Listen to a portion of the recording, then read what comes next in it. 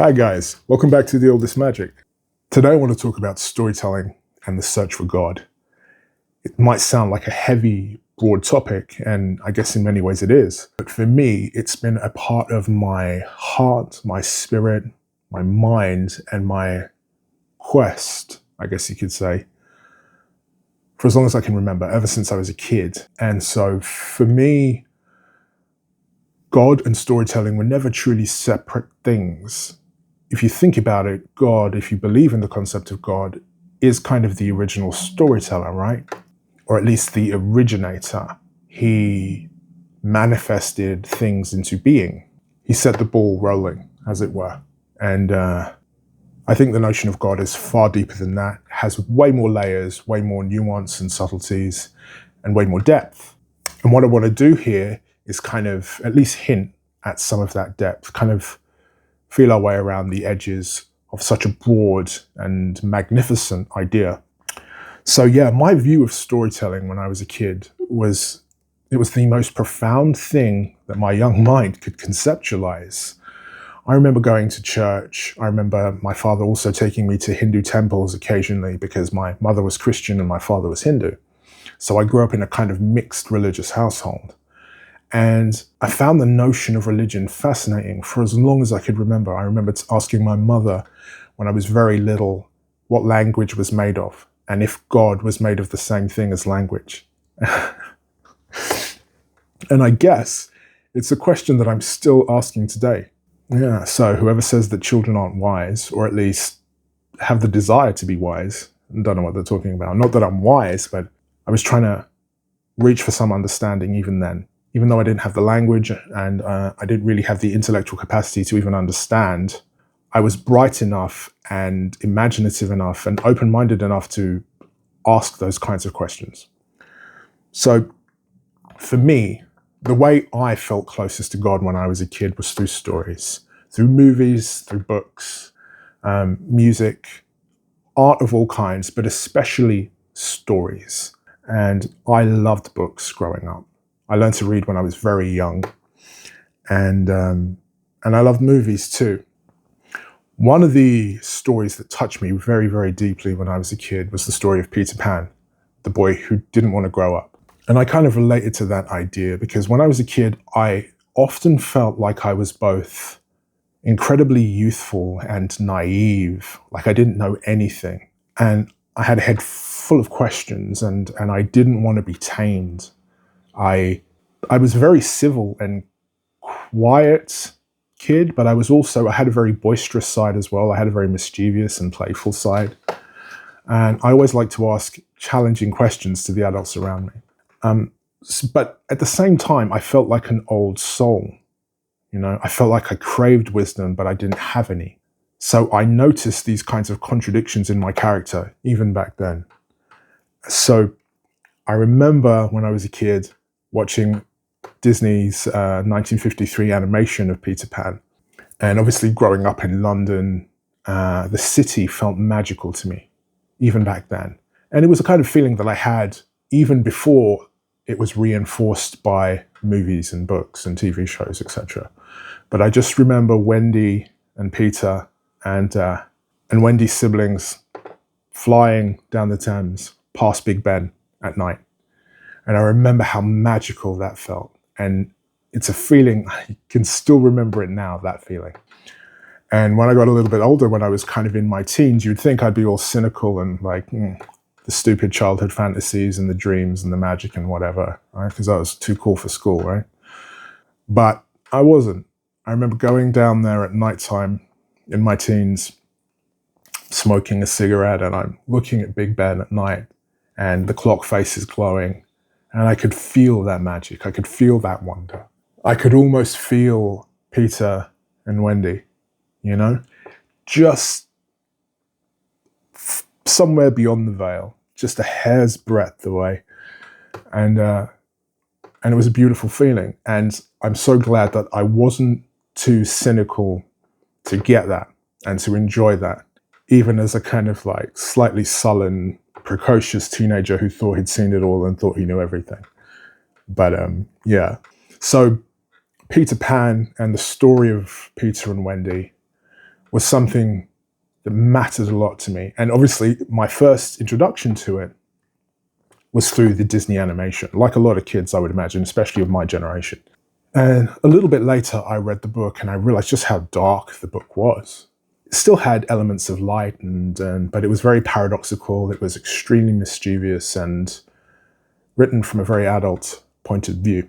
So even though I love the novel, and I have a fondness for Victorian and Edwardian literature, I studied it at university, the animation will always have a place in my heart, even though it's problematic in many ways, which I'm not going to go into here. There was a kind of genuine magic that I felt as a kid, and I've carried that magic with me into my adult life. So what does this have to do with storytelling and the search for God?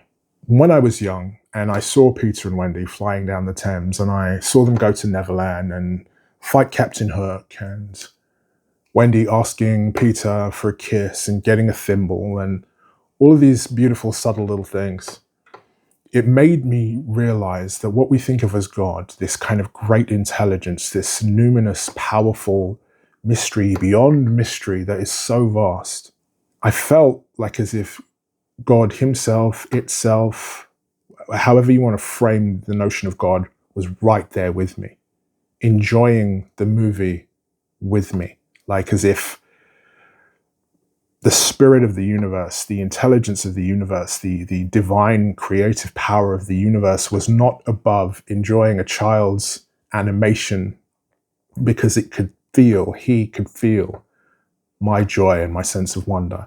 And it was almost like this consciousness got some sort of comfort from that, took some kind of joy in that. It's a very strange thing I'm trying to describe, and obviously, perhaps my adult mind is projecting and trying to form an idea for a mystery that I can't really understand intellectually, I can't really put into words, and I'm projecting the most hopeful side of myself onto this notion of God. So be it, because I think that humans are always doing this. We're always trying to understand God, to capture the divine. When I say capture, I mean to capture it in language, to be able to convey to another, hey, I experienced this thing, it felt magical and it felt profound. And you might say I imagined it, but I swear there was something deeper going on that day. We've all had moments like that, and we all wish we could convey that to our friends, our boyfriends, our girlfriends, our mothers, our fathers, our besties, whatever. So yeah, I think that storytelling is sacred, and I knew that even when I was a kid, and it's something that I still believe. So it wasn't just Peter and Wendy that I was fascinated by when I was a kid. I was a big fan of an author called Frances Hodgson Burnett, and she wrote a novel called The Little Princess, and she also wrote a novel called The Secret Garden. Both of these novels have been made into movies various times, and I love all the iterations of them. I just love those stories. And Frances Hodgson Burnett, she emigrated to Tennessee, I think, when she was around 17. So she moved from Manchester to the United States to Tennessee, and she began her writing career a few years later, around 19, I think. And I was always fascinated by that sort of very British kind of sort of post-colonial perspective, even though it was something that I had no experience of, right? I'm a kid growing up in the 90s and from mixed race parentage. But I guess because I was half Indian, I was always fascinated with this kind of, British colonial view of India as told through the eyes of Frances Hodgson Burnett and other authors like her. You could say those views are problematic and filled with prejudices and stereotypes, etc. And I'm sure there are. I've even written pieces about those prejudices and stereotypes myself, but that doesn't change the fact that I, as a child and I, as an adult, found magic and meaning and great comfort in her works. So, when I was a kid, because of her, I had this fascination with towers and princesses and gardens, enclosed spaces where magic still existed, hidden away from the eyes of those who didn't have imagination enough to believe. And I found that idea so joyous and beautiful and truly worthy of a creator who loved us. I often thought as a kid, if God exists and he loves us, he would leave secret gardens filled with magic so that children who are of noble spirit and kind of heart can stumble upon them, find them, grow, learn, have friendships, and become more than they are. I thought, if God exists, he's left places like that for kids like that. And today, as an adult, it's something I still believe. So in conclusion, I just want to say, don't lose sight of those stories that uplift your spirit and make you ponder, make you feel awe. Don't lose sight of them. Think a happy thought, as Peter says, and rise. Rise to the occasion, soar above the clouds, soar above your own doubt, look down and see a bigger perspective. We are all lovers of storytelling. We are all those children still wanting to catch a glimpse of something magical, something beautiful, something transcendent that helps us understand our place in a much, much larger mystery. Try to be good to each other, and I'll speak to you soon. Peace.